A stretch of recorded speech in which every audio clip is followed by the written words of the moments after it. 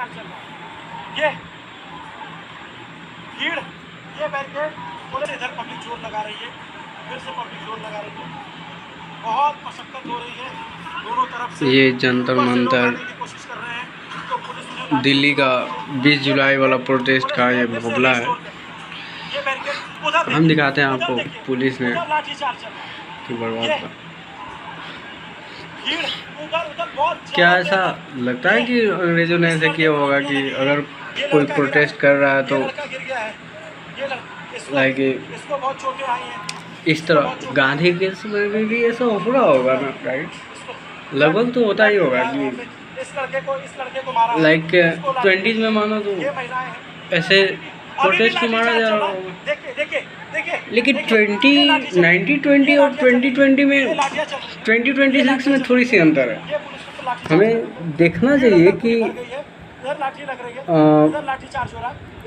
ये हमारी सरकार है, ये एक बाइक एक लगातार 3 टर्म हम मतलब वोट देकर इंडिया के लगभग 100 करोड़ जनसंख्या वोट देती है, तब कोई एक सरकार बनती है। या 30% मान लो तो 30% 50 करोड़ 50 करोड़ जनसंख्या वोट दी है बीजेपी को, तो ये सरकार बनती है। और ये स्टूडेंट की बात तक सुनने के लिए तैयार नहीं है। कई जगह रिपोर्ट्स में हमने पढ़ा था कि ये हमारा कई जगह रिपोर्ट में हमने पढ़ा था कि इतने प्रोटेस्ट में तो कई देशों की सरकार गिर जाती है। क्या हम इतने इनसेंसिटिव हो चुके हैं? क्या हमारी सरकार इतने इनसेंसिटिव हो चुकी है कि इस बच्चे को ऐसे तड़पता छोड़ करके और ये कर रहे हैं, और इसमें और मारे जा रहे हैं यार। अभी आपको दिखाते हैं, आगे देखिए। ये तो एक रिपोर्ट है, अगर और हमें पता है कि किसी कैमरे से कि कम कैप्चरिंग की मतलब लिमिटेशन होती है सारे कैमरे की, जो वहाँ होता है वहीं दिखा पाता है। लेकिन ऐसे तो पूरे जंतर मंतर पे हो रहे हैं, तो हमें देखना होगा कि हम कैसी सरकार चूज़ कर रहे हैं। लगातार 15-20 साल 50 साल जब एक सरकार को ही चुनना था, तो इससे बेटर चाइना की नहीं थी। लोकतंत्र की ज़रूरत क्या थी हमारे देश को? हमें ये सोचना चाहिए, और ये बंदे को हमें ध्यान रखना चाहिए कि ये कुछ तो बोला, सही वीडियो कैप्चरिंग तो किया है इसने। ये बंदा, ओ गॉड, इस बंदे का धन्यवाद तो बनता। और बाद में देखिए ये क्या दिखा रहा, क्या हजारों लाखों की संख्या में जो भीड़ यहाँ उमड़ी है। क्या सरकार को ये देखिए ब्लड ऐसे तो निकलना जायज़ है ना? अगर आप किसी पे इंटर डिपेंडेंट हो, एक पर्टिकुलर पार्टी पे, जिसमें इनसेंसिटिव इतने लोग हैं जो न तैयार हैं आपके मुद्दों को जानने के लिए, इलिटरेट, सबसे ऊपर बड़ी पद पे जो आदमी बैठा है उसके लिटरेसी का कोई अता पता नहीं है, तो हमें सोचना चाहिए कि हम कहाँ जा रहे हैं और कितने मतलब 2047 तक विकसित हो जाएंगे हम, राइट? या सपने से उठेंगे, राइट? क्योंकि हम सपने में पता नहीं चलता है कि हम स्वर्ग में हैं या कहीं और हैं, या बहुत अच्छे जगह पे हैं, और जगते हैं तो अचानक से लगता है कि हम अपने कमरे में थे। तो आइए, एक रात होगी 2047 में, तैयार रहिए आप इसके लिए। इनफैक्ट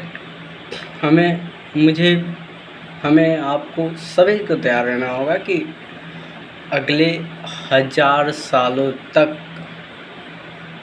ऐसे ही रहने वाली है, जब इस देश की पब्लिक नहीं सुधरेगी, जब हम जैसे स्टूडेंट नहीं सुधरेंगे, जब हमारे घर वाले नहीं सुधरेंगे कि हमें किसे वोट करनी है और किस मैटर पे वोट करनी है।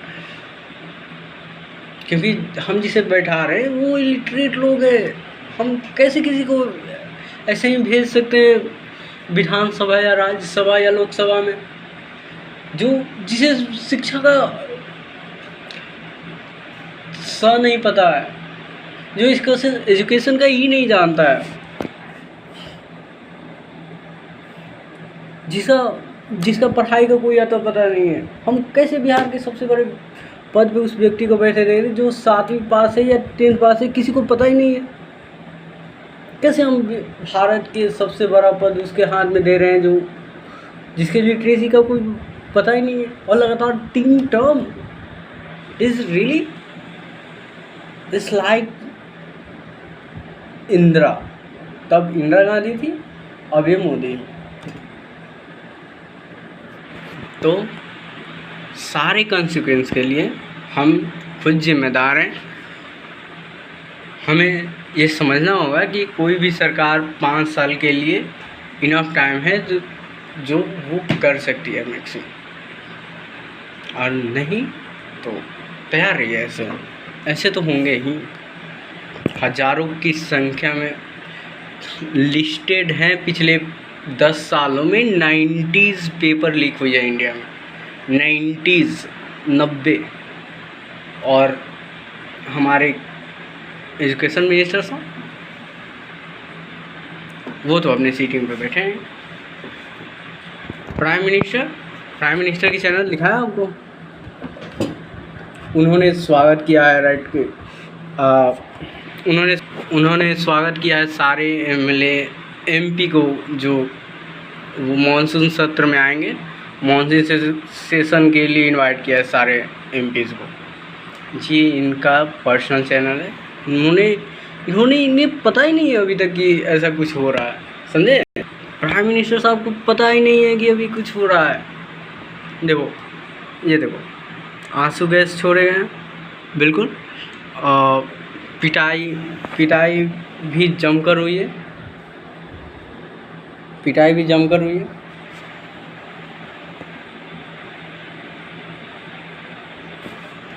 और नेशनल मीडिया का तो आता पता नहीं है यहाँ पे। नेशनल मीडिया वो तो बिकी हुई है, ये तो कोई नई बात है ही नहीं। देखो